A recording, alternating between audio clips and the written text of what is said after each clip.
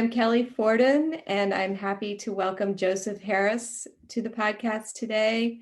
His new book, You're in the Wrong Place, is a Michigan notable book this year, and it's published by Wayne State University Press. And we're going to be talking about the first story in the book, which is called Jack, or Would You Rather? Welcome to the program. Thanks so much for having me, Kelly. I'm really excited to be here. So I just wanted to start with sort of an overview of the book as a whole and sort of the themes that you're talking about in the book before we delve into the story. I think overall, obviously, the main theme is the recession in Detroit. And I think from what I defined its duration as, which is from 2008 to 2015, and centers around either former employees of this one specific fabricating shop, Dynamic Fabricating, which is located on the east side of Ferndale, and how the former employees or the people that are related to them, or I think that have had come into contact with them in some way, kind of dealing with the loss of their livelihoods, the loss of their imagined futures, and trying to deal with this present that in, I guess, the heart of the book doesn't really seem like it's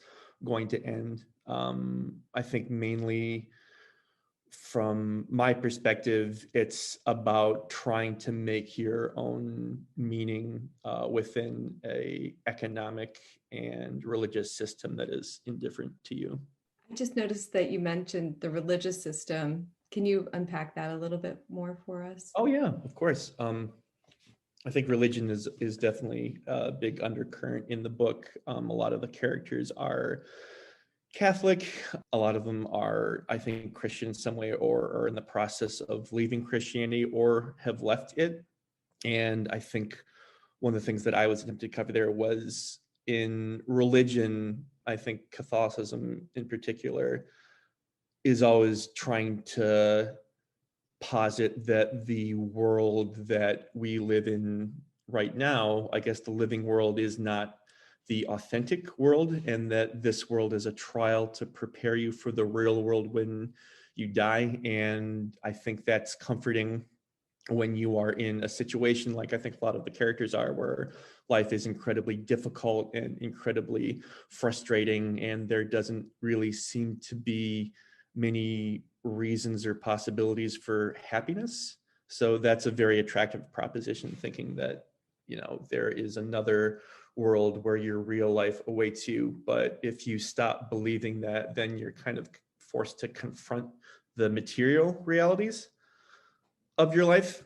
And for me, that was the most interesting thing to explore, was kind of this view of materiality, I guess, as its own religion, but saying that this is all that there is, and you have to create your own life. And if you don't necessarily have the economic ability to improve your own life, then you're kind of left to question everything else, including kind of your own identity. And that's a point that Jess brings up in this story. So when we get into it, I guess we can talk more about materialism. So I wanted to talk about the locations, because I'm not as familiar with Ferndale as I am with other parts of Detroit.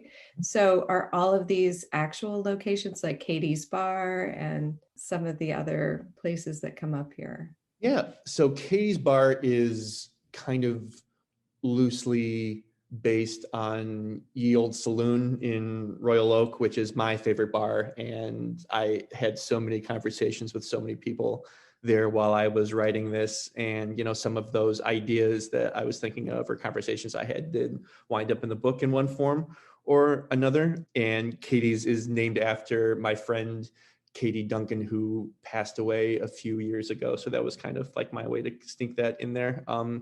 A literal place for the physical location of it would be the stop spot. I think it's called like Second Base now. And that is on 9 Mile, I want to say maybe like a quarter mile past Hilton on the east side of Ferndale. So that's what I was thinking in terms of like the physical location of that place. But I guess, yeah, I wanted to kind of like recreate this bar that I knew so well and spent so much time in, and use it as kind of like this central place where all the characters could gather, especially at the beginning and end of the book. So before we get into talking directly about the story, I was just curious about, I'm always curious about the order in which stories are written, especially when they're interconnected stories. Mhm. So can you talk a little bit about the ordering here? Absolutely. Yeah, in its original form, I think when I was first writing it before I went to Minnesota and kind of had the idea to turn it into the form it is now, it was going to be a bunch of like fictional interviews with just Detroiters who were living through the recession. And, some of the classes I took there in it, the suggestion of my professors was, why don't you find like a central place, a central hub to center all of the stories. And I had noticed that in a few of them, there was a factory or like different factories around there. So that was a thought for me of just be a way to have like a central place, like a spoke for, or like a hub for all these like spokes to fill out from. And yeah, I think I wanted to cover, a certain amount of time. And I thought, especially for Would You Rather, the first story to start, just before the factory closes, to show how life was like in normality for all of the characters and, the things that they all wanted to do. And especially Jack and Jess are like planning for like a future together, but that future is entirely dependent upon this job that they have. And yeah, after that, I think I just wanted to examine a bunch of different voices on a timeline over the next 7 years. And yeah, I think that one of the challenges for me, I think in terms of ordering, I think for me, once the collection hits the title story, You're in the Wrong Place, it gets pretty intense and pretty sad, I think, for almost the rest of the book. And I was kind of concerned about not having enough levity or comic relief. The only story in there from my take on it that I think is just purely funny is probably Exit Stage Left, and that's the story that precedes You're in the Wrong Place. But I think that was kind of I like personally the kind of like the arc of tension that builds after the title story, and I did want that to kind of like lead into a cathartic moment in The Slow Death, which is like the second to last story. So I think thinking about that arc while I was constructing it, but also, yeah, I was kind of concerned that there probably wasn't enough, funny or funny-ish things in here in terms of the ordering. Well, what's interesting is, I mean, when you're reconstructing from life or you're trying to capture a certain time period, if there wasn't much levity at that time, Mm-hmm. it's hard to create it. Right. I mean, it's a serious story. Okay, let's go to Jack. So it starts out, you have this long paragraph in the beginning of Jack where it's his 21st birthday, and it sort of runs through the names of everybody who was there and the shots they did. And, it's just like a really fun night. There's some Jägermeister involved. And so I'm just curious about your idea of starting the story with that scene in particular. Yeah, I wanted to introduce all of the narrators or the people who would introduce the narrators in a indirect way. Charlie Baxter, who was one of my professors at Minnesota, I think I worked especially with him on this idea and gleaned from his workshops that you don't always have to approach something that you want to do or say, especially in terms of a premise. You don't have to approach it directly. You can kind of be a little evasive in that way. So I was thinking of a way, I think, especially with this story, it's like, okay, well, how can I clue the reader into who is going to be telling the rest of this story, but not, kind of force it down their throats to be like this is the structure of the book, and like this is what it's going to look like, and this is what all these people are like going to sound and talk like. So I thought that having, like this situation where it's a celebration, and the book after this story is going to get, pretty intense and pretty sad. So to start with, showcasing this like slice of life when things were, better, things were good, and things were hopeful, and, having the rest of the narrators showcase their own personalities in terms of, the shots that they buy Jack, the narrator, that night while they're celebrating, I thought was a pretty interesting way to kind of start and introduce the premise of the book. I thought so too. So then Jess and Jack have this little running thing of would you rather, right? And we get the first one a few more paragraphs in, would you rather have ice or no ice? And then it just keeps rolling throughout the story. And I'm just wondering how you came up with that motif for their relationship.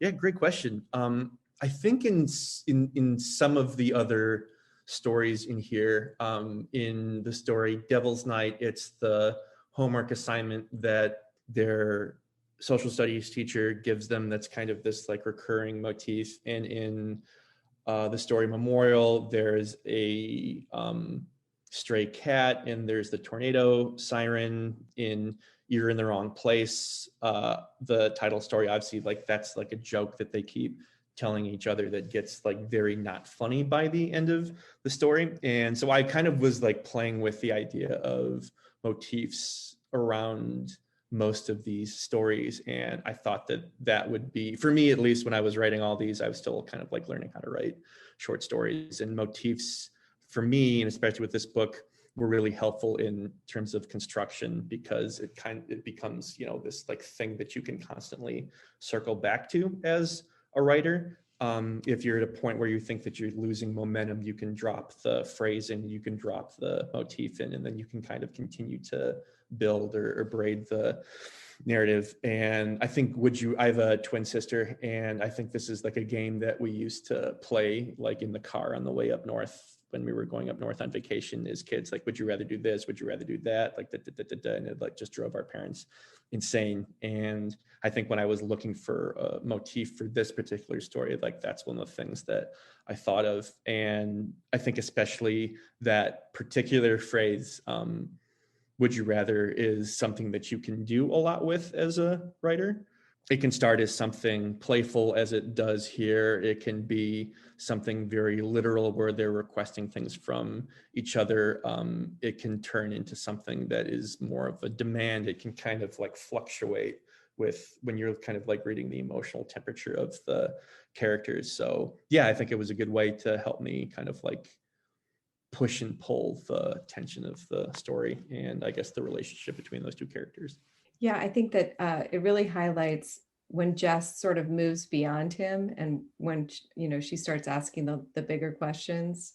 It really helps to draw that out, because I think there's a moment where she asks a question about materialism or something with would you rather involved in that, and I guess I'll find that when we get further into the story. But I thought it was a great motif, actually.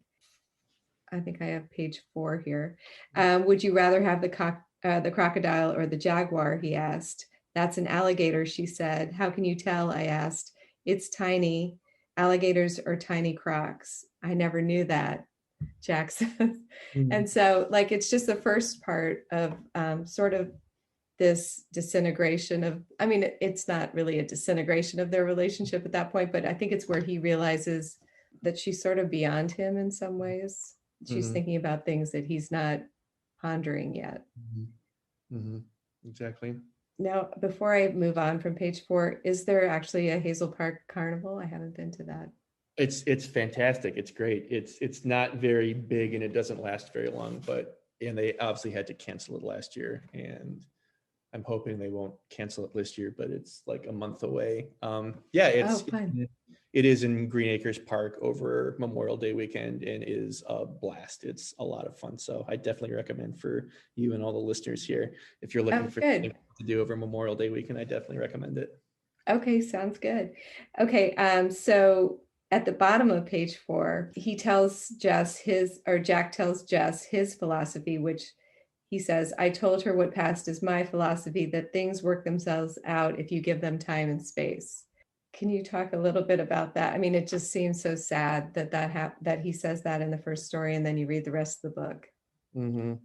I think that this kind of like personal philosophy, and I don't want to say like a slacker philosophy, but I think it was a philosophy that at least, like I had, and a lot of people that I knew had before the recession happened in Detroit, that, is as long as you're working, or, as long as you can work, as long as you're kind of like open to the idea and open to the possibilities of like work and the things that surround that, then things will probably work out. Like you'll be okay, like you'll meet someone that you really like, and like you'll find a job that you don't mind doing, and then you can create like a life together and all that stuff. And yeah, that after the recession happened, like that kind of thinking, if you lived here and you were my age, was no longer feasible. It just didn't work. And I think just having this kind of relaxed attitude of,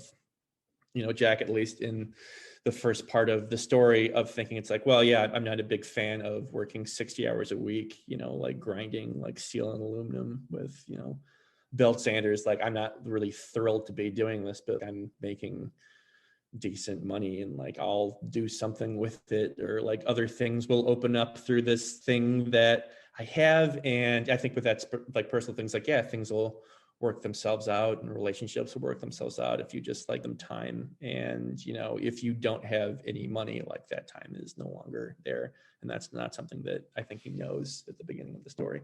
Yeah, I think my dad used to say, this too shall pass. And it's like, well, but you have to survive while it's passing. So she's really at the top of page 5. Jess, she's super ambitious. She wants to graduate. She wants to be the first person in her family to graduate from college.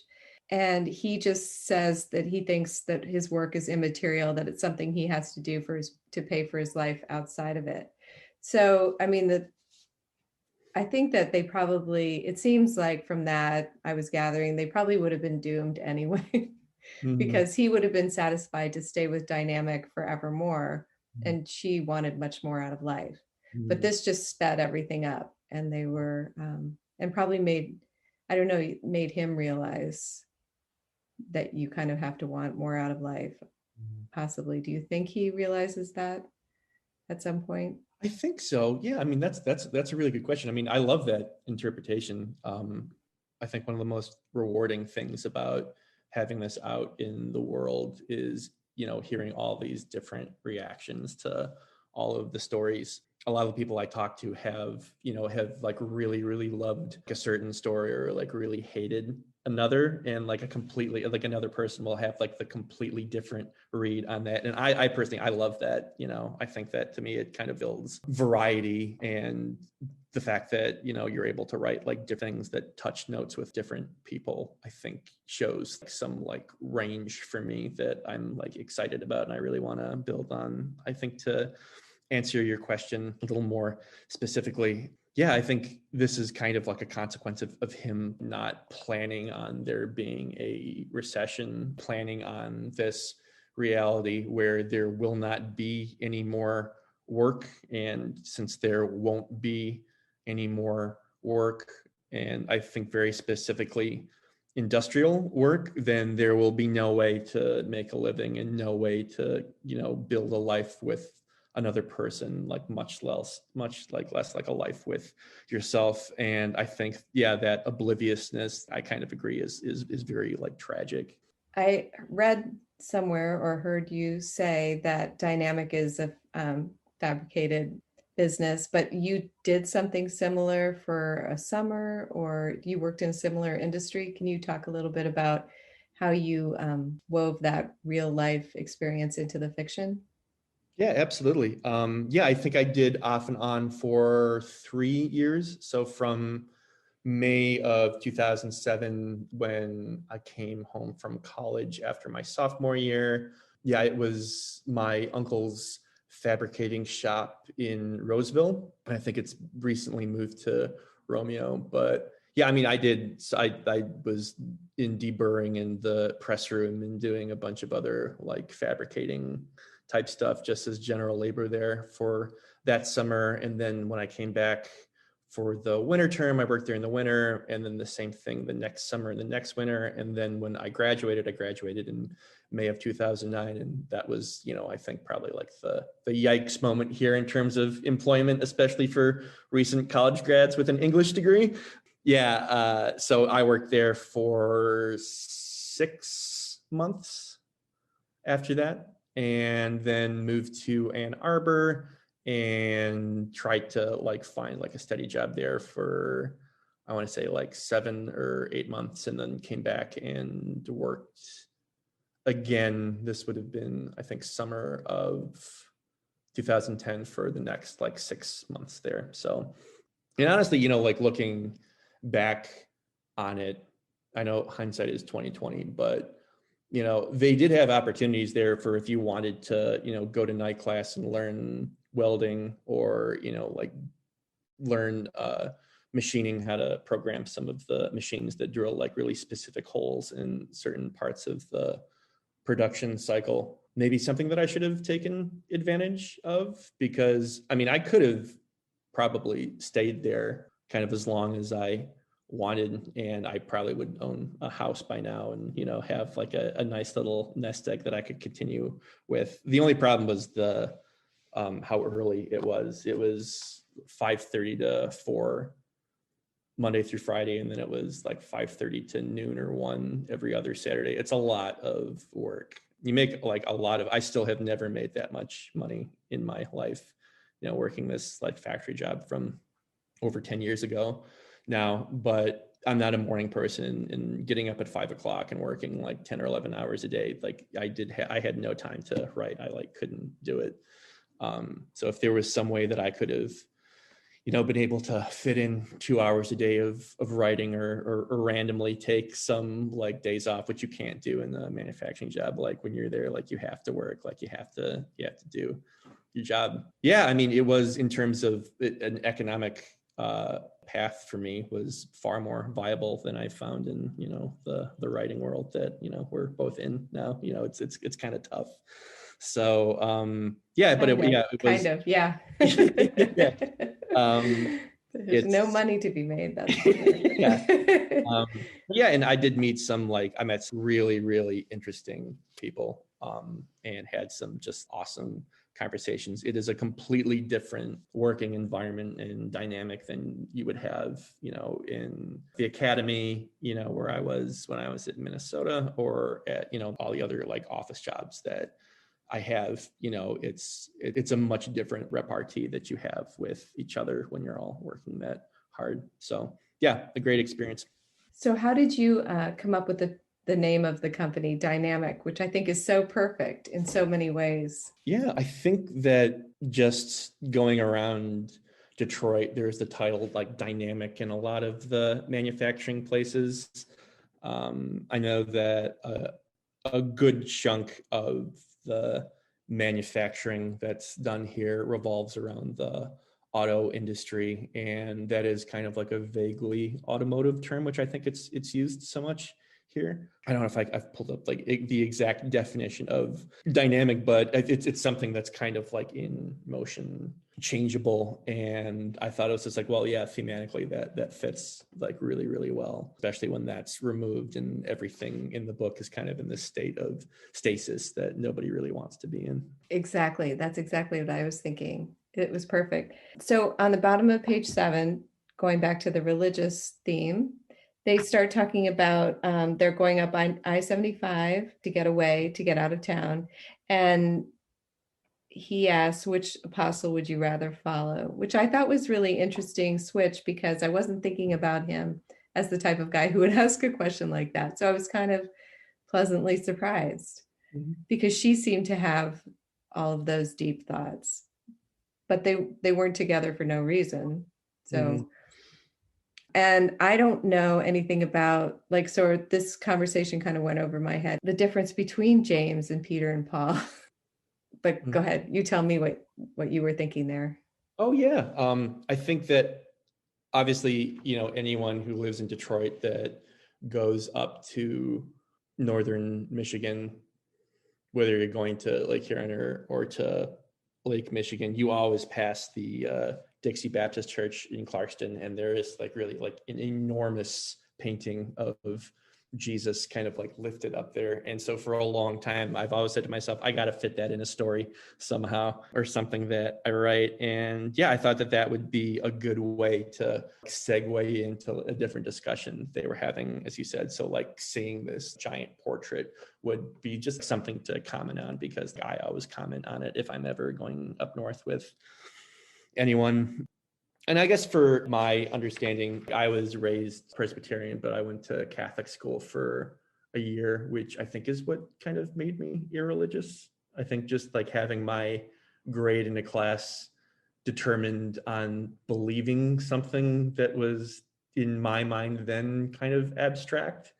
And I think that's kind of what like started my like disassociation from real, I guess, authentic belief. But yeah, I always thought that the biblical figure of Paul was interesting, like having someone that was a persecutor, like all of a sudden become like the, the leader and, like main apostle of this like nascent belief. That is just generally, I think, a really interesting story. Peter, like, I guess I'm not as familiar with, because, when you're raised, I was raised as a Presbyterian, there is not so much focus on the apostles, especially as holy figures, because in Protestantism, at least in Presbyterianism, like you don't really believe in the saints as holy figures. It's basically just, God and Jesus.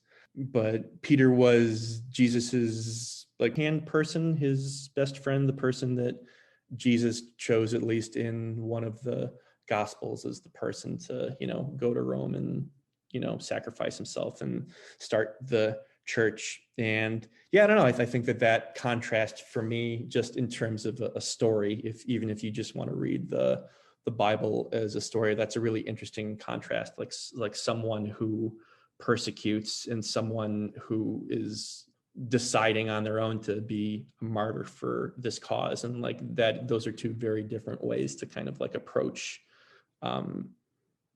your, I don't know, I don't want to say like destiny, but, go forward in what you believe in. Like that's a really, really interesting contrast. And those two are like two of the most important figures in the story of, the spreading of Christianity, whether that's, actually true or not. Okay, then she goes into, then they start talking about materialism.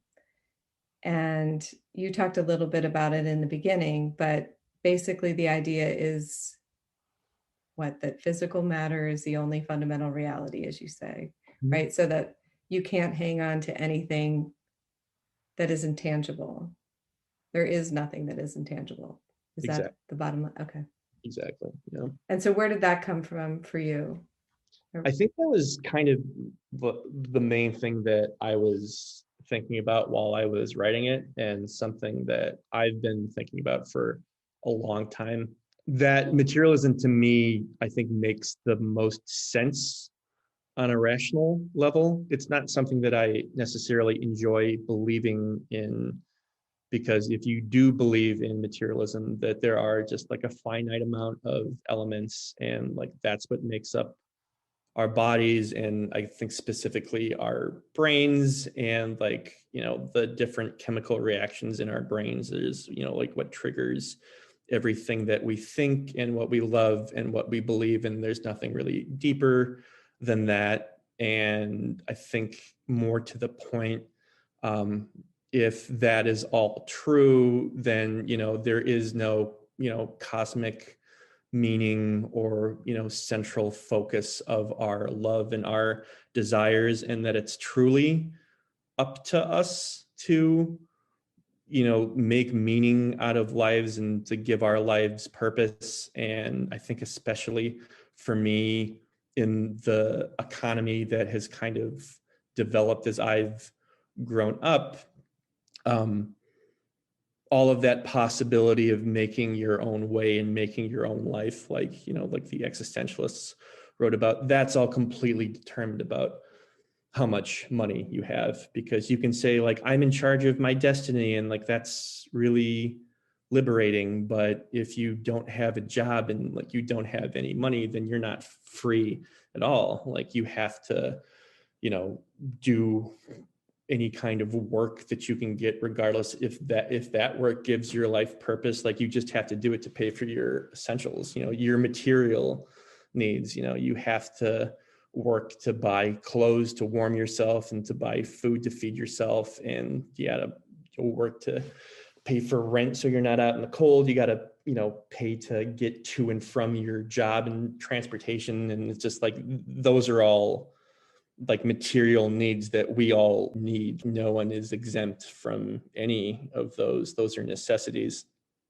And yeah, I think that contrast of having this ideology that is on its surface really liberating, but when applied to our certain economic situation now, and particularly during the recession, where all of that is completely taken away, then you are kind of stuck, because it's hard to go back to, and it was hard for me at least to go back to believing it's something like once you've disproved it. If materialism disproves that there is this,